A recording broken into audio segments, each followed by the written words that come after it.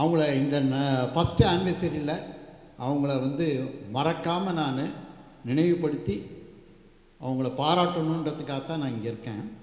இது ஸ்டேஜ் இல்லைன்னாலும் இதை ஸ்டேஜாக நான் பாவித்து நான் சொல்கிறேன். எனது இரு தங்கைகள், ஒன்று துவாரகா சிஸ்டர், இன்னொன்று ஷான் சிஸ்டர். இந்த 2 பேரும் தான் இதுக்கு மூல காரணமே.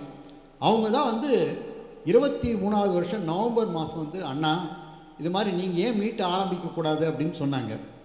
அப்போ வந்து நான் அதுக்கெல்லாம் தகுதி இல்லைம்மா, நான் வேணால் ஹெல்ப் பண்ணுறேன், பட்டு ஆரம்பிக்கிற அளவுக்கு எனக்கு திறமை இல்லைன்ற மாதிரி தான் சொன்னேன். அவங்களுடைய கம்பல்ஷன் தான் வந்து எப்படியாவது நீங்கள் ஆரம்பிக்கணும் அப்படின்னு திருப்பி திருப்பி 2 பேரும் வந்து சொல்லிகிட்டே இருந்தாங்க. ஆனால் என்னமோ தெரியல, பிப்ரவரியில் ஆரம்பிக்கலான்னு இருக்கும்போது ஒரு சிறு தடங்கல் வந்துடுச்சு. அந்த சமயத்தில் நான் இந்தோனேஷியாவில் இருந்தேன், சுற்றுப்பயணம் செய்து கொண்டிருக்கும்போது தங்கை ஷான் வந்து என்னோட பேசினாங்க.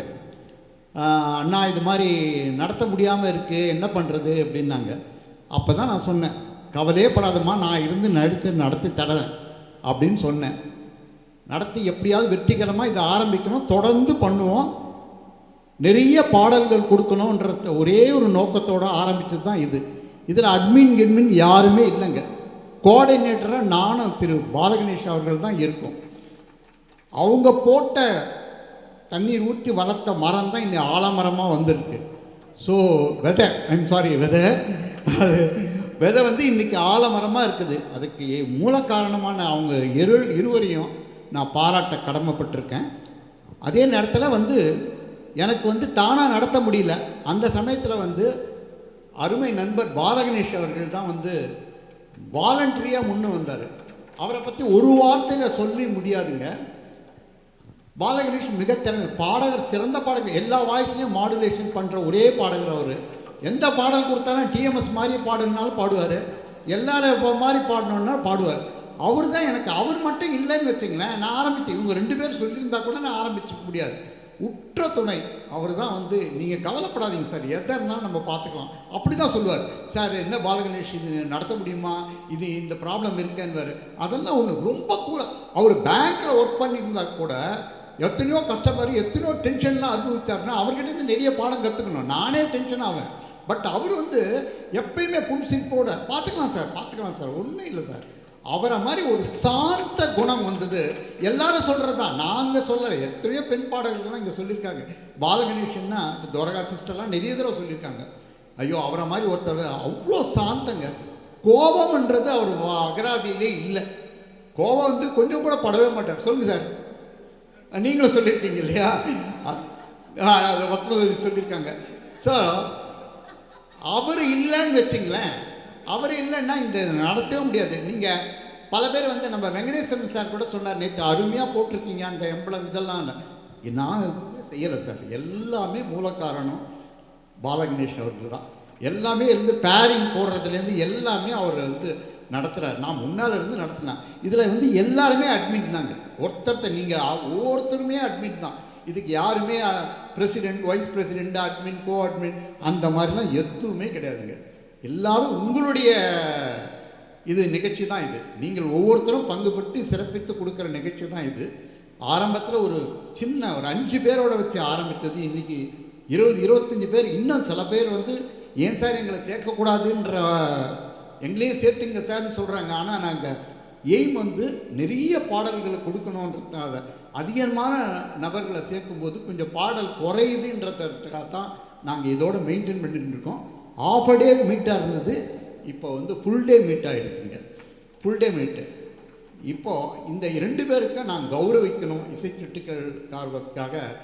ஐ request Dwaraka sister and Shan sister to come on to the stage please.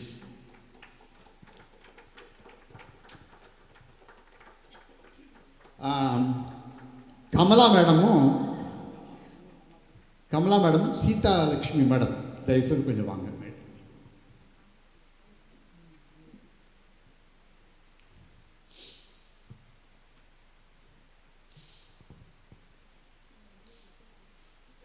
நீங்கள் முதல்ல வாங்க. Kamala, Dwaraka sister sir, photo ஓடிட்டு இருக்கா? சரி, ஓகே.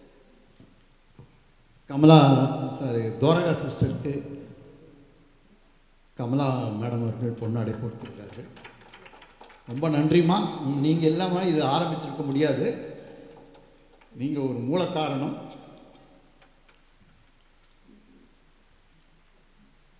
சீதாலட்சுமி முடியாது. அதே மாதிரி தான் அருமை சிஸ்டர் ஷான் லக்ஷ்மி என்பது அருமையாக பாடக்கூடிய நீங்கள் கேட்டிருக்கீங்க. நான் இனிமேட்டு சொல்ல வேண்டிய தேவையில்லை. அவங்க தான் ஆரம்பத்திலிருந்து அதான் சொன்னேன். இந்தோனேஷியாவில் இருக்கும்போது கிட்டத்தட்ட ஒரு அரை மணி நேரம் பேசினாங்க. சார் இது எப்படியாவது நடத்தி ஆகணும் சார், நடத்தி தான் கொடுக்கணும் அப்படின்னு. அவங்களுடைய ஆர்வம் சொல்லவே முடியாது. அது மட்டும் இல்லை, இவங்க 2 பேரும் தான் நான் சொன்ன பாடகர்கள்லாம் எனக்கு தெரியாது, நீங்கள் தான் அழைச்சிட்டு வரணும்னு. அவங்க தான் இந்த எத்தனை பாடகர்களையும் அழைச்சிட்டு வந்தாங்க. அதனால் அவங்கள இந்த நேரத்தில் பாராட்ட வேண்டியது என்னுடைய கடமை. நன்றி சிஸ்டர்.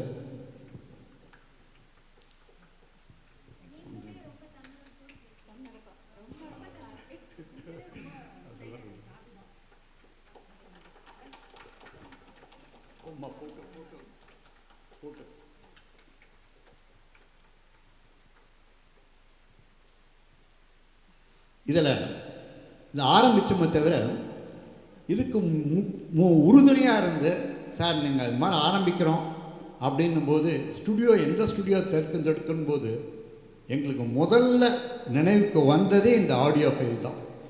ஆடியோ ஃபைலில் சார் அப்போது காக்னிசன்ட்டில் ஒர்க் பண்ணிவிட்டு ரொம்ப பிஸியாக இருந்தார். ஆனால் அவர் கொடுத்த சப்போர்ட் இருக்குங்களே, ரொம்ப ரொம்ப ரொம்ப சப்போர்ட்டுங்க. அவர் பார்த்திங்கன்னா இந்த ஆடியோ பற்றி நம்ம சொல்லணும், இந்த ஆடியோ ஃபைலில் சொல்லணும்னா உள்ளே வந்த உடனே ஒரு பாசிட்டிவ் வைப்ரேஷன். அது நேற்று நான் சொல்லலை, நேற்று தாராபுரம் சுந்தரராஜனுடைய மகன் டாக்டர் சுரேஷ் அவர் வந்தார், சவுண்ட் இன்ஜினியர். அவரே சொன்னார், இங்கே என்னமோ தெரியல, நானும் எத்தனையோ ஸ்டுடியோக்கெல்லாம் போயிருக்கேன், இங்கே ஒரு பாசிட்டிவ் வைப்ரேஷன் இருக்குது. அது மட்டும் இல்லை, இந்த பார்த்த உடனே இந்த ஆம்பியன்ஸ் எந்த ஸ்டுடியோலையும் பார்க்க முடியாதுங்க. Sound system A class system. அது மாதிரி அவர் எல்லாத்தையும் யூடியூப்பில் போட்டு யாருமே அதை பண்ண மாட்டாங்க. நான் சொல்கிறது என்ன, எங்கேயுமே யூடியூப்பில் போட்டு நம்ம டிவியெல்லாம் கூட நீங்கள் எத்தனை வருஷம் கொடுத்து பாடினாலும் அந்த சிஸ்டத்தில் போட்டு ஜாமிங் ஆடியோ ஃபைல் போட்டிங்கன்னா நம்ம எப்போ பாடினாலும் பாட்டு நம்ம பாடலாம். அது வேறு எந்த ஸ்டுடியோலையும் இல்லை. அவங்க என்ன பண்ணுவாங்க, ஃபேஸ்புக்கில் போடுவாங்க, அவ்வளோதான். இல்லை நம்மளே ரெக்கார்ட் பண்ணி வீடியோவில் எடுத்துக்க சொல்லுவாங்க. ஆனால் அவர் பண்ணுறதில்லை. ஆனால் ஆமாம், அவர் சாதாரணமாக ஆரம்பிக்கும் போது நாங்கள் ஒரு தடவை காரில் வந்துகிட்டே இருந்தோம், நானும் அவரும் பேசும்போது. அப்போ சொன்னார், சார் இது மாதிரி நான் ஒரு ஸ்டுடியோ ஆரம்பிக்கலான்னு இருக்கேன் அப்படின்னாரு. நான் என்னால் உதவி செய்கிறேன் சார் அப்படின்னேன். ஆனால் என் மனசுக்குள்ளே அப்பயும் சொல்லியிருக்கேன், இப்போயும் நான் சொல்கிறேன், இவர் எப்படி இந்த தைரியத்தில் இந்த பெரும்பாக்கத்தில் போய் ஓப்பன் பண்ணுறாரு, எப்படி கூட்டம் வருமா, நிறைய பேர் வருவாங்களா அப்படின்ற மாதிரி சந்தேகப்பட்டேன். ஆனால் அதெல்லாம் தவிடுபொடியாக்கி இவர் இப்போ தான் இங்கே எல்லா ஸ்டுடியோலையும் பிஸியஸ்ட்டு ஸ்டுடியோ இதுதான். ஒரு டாக்டர்கிட்ட அப்பாயின்மெண்ட் வாங்குற மாதிரி இவர்கிட்ட அப்பாயின்மெண்ட் நாங்கள் வாங்கணும். சார் கிடைக்குமா சார், கிடைக்குமா சார் அப்படின்னோம். சார் அவர் சொல்லுவார், என்கிட்ட கேட்டுட்டு நீங்கள் புக் பண்ணுங்கள் சார், கேட்காம நீங்கள் யார்கிட்டையும் சொல்லிடாதீங்கன்ற அந்த அளவுக்கு பிஸியாக இருக்கிறவர். இதுக்கு காரணம் என்னென்னா அவருடைய திறமை, தன்னம்பிக்கை. சார் என்னால் பண்ண முடியும் சார், நான் இந்த ஸ்டுடியோ வச்சு நடத்தி வெற்றிகரமாக நடத்தி காட்டுறேன்னு நடத்தி காட்டிட்டார். அதுதான் ஒரு பெரிய சாந்தமானவர், ரொம்ப பேச மாட்டார், ஆனால் காரியத்தில் கண்ணாக இருப்பார். ரொம்ப ரொம்ப ரொம்ப ஒரு அருமையான, நீங்கள் கொடுக்குமா நான் முடிச்சிடுறேன், அந்த மாதிரி உள்ளவர். நான் அவருடைய இதுக்கு வளர்ச்சியை கண்டு நானே ஐயோ இப்படிப்பட்ட வளர்ச்சி இவர் அடைஞ்சிருக்காருன்னும் போது எனக்கு பெருமிதமாக இருக்குது. ஏன்னா நான் தான் முதல்ல சொன்னேன், சார் இது மாதிரி ஆரம்பிக்கிறீங்களே, இங்கே எப்படி நடக்குமா இல்லையா என்ற மாதிரி நான் நினச்சேன். அதெல்லாம் பொய்யாக்கி இன்றைக்கி இருக்கிற ஸ்டுடியோலேயே, மெட்ராஸில் இருக்கிற ஸ்டுடியோலே இதுதான் busiest studio, the best studio.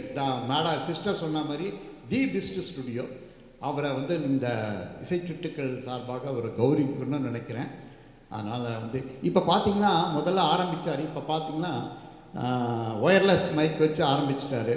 இதுக்கப்புறம் அவர் இசை நம்ம பாடிட்டு இருக்கோம், எல்லாமே நிறைய தவறுகள் தான் பண்ணுறோம். ஆனால் அதெல்லாம் எப்படி தாளத்தோடு மேட்ச் ஆகணும், அந்த மாதிரிலாம் வந்து ஒரு கிளாஸும் ஆரம்பிக்க போகிறாரு. அந்த நான் சொன்ன தாராபுரம் சுந்தரராஜனுடைய ஒரு சன்னோட சேர்ந்து இவருங்க 2 பேரும் சேர்ந்து ஒரு கிளாஸும் ஆரம்பிக்க போகிறாங்க.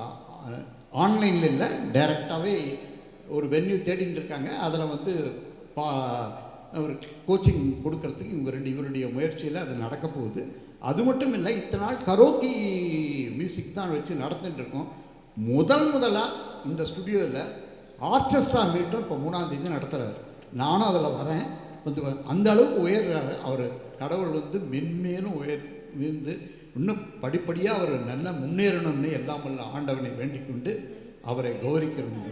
நிறைய ஸ்டுடியோ ஆரம்பிக்கணும். கரெக்டு, நிறைய ஸ்டுடியோ ஆரம்பிக்கணும். ஆனால் அவர் மட்டும் இந்த ஸ்டுடியோவில் இருக்கணும். மற்றவங்க வந்து இவருடைய அசிஸ்டன்ட் யாராவது வந்து அங்கே வந்து பண்ண ஆரம்பிக்கணுன்ற ஆரம்பிட்டேன். ஒரு நிமிஷம்மா, ஒரே நிமிஷம் நீங்கள் பண்ணுங்க.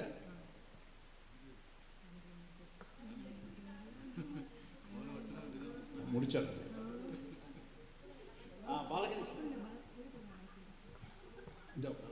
நான் பேசுகிறேன், இதை நீங்கள் அடுத்தது. ஸோ அவர் ஸ்டுடியோ ஓனர் அவர்களுக்கு, அருமை நண்பர் அவர்களுக்கு இசைச்சிட்டுக்கள் சார்பாக இந்த பொன்னாடியை பொருத்துகிறோம்.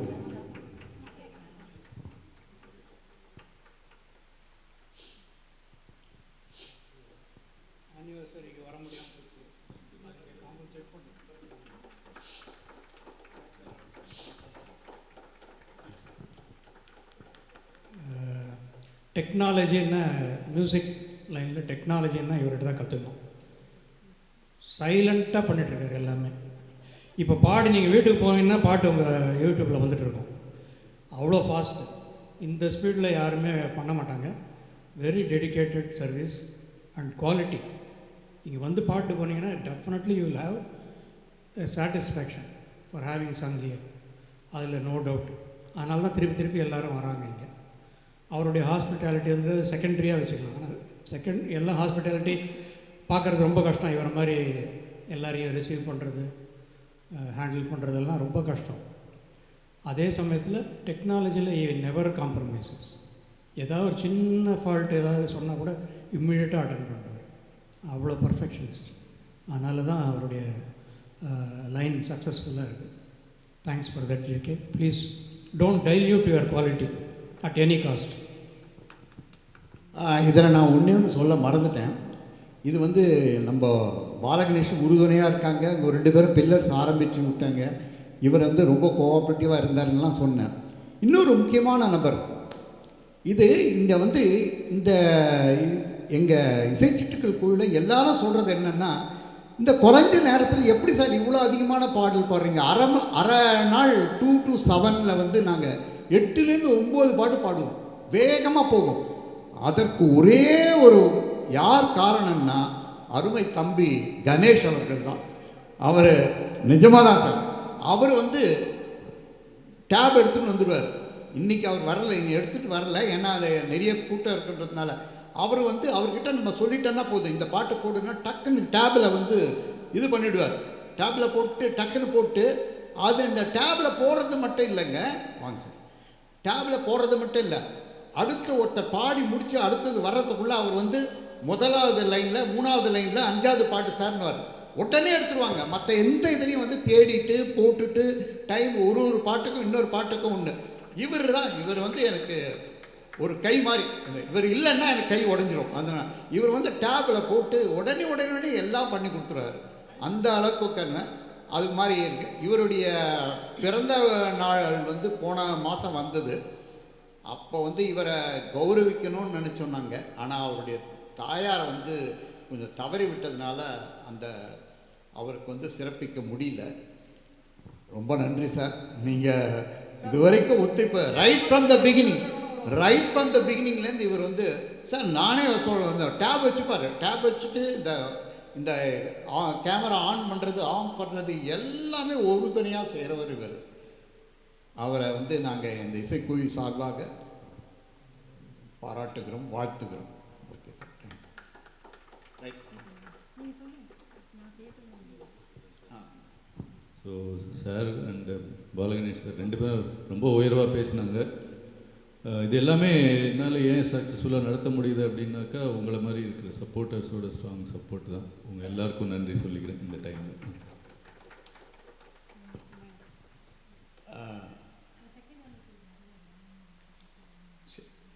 சரி, நீங்கள் இப்போ சொல்லுங்க. நமது தங்கை மோகன சுந்தரி அவர்கள் செகண்ட் ஆனிவர்சரி சார் கொண்டாடினார். இப்போ தான் ஒரு 5 நாள் இருக்குங்களா, 1 வீக்கு. இதை விட அதிகமான கூட்டம் இருந்தது. நிறைய பேர் வந்து இவருடைய செகண்ட் ஆனிவர்சரியில் வந்து கலந்துக்கிட்டாங்க, நான் உட்பட. தங்கை வந்து மோகன சுந்தரி வர முடியல, அதனால் அவங்க வந்து அவரை சிறப்பிக்கணுன்றதுக்காக இந்த பொன்னாடியை போட்டு வர்றதுக்காக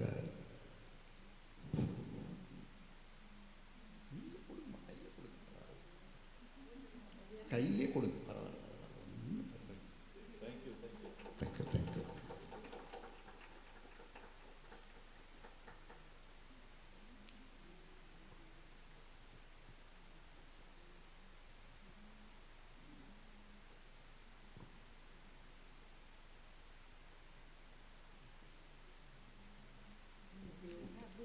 பாடல்கள் தொடரும். எல்லாரும் ஒரு ரிக்வஸ்ட், 1:30க்கு நீங்கள் லஞ்சுக்கு போங்க. ஒரு ஒரு போர்ஷன் ஒரு 10 பேர் போடுங்க, மீதி 10 பேர் வச்சு பாடல்களை தொடர்ந்து பாடலாம். அப்போ தான் நமக்கு பாட்டு நிறைய கிடைக்கும். இப்போ பாடலாங்க. ஓகே ஷான்மா வாங்க.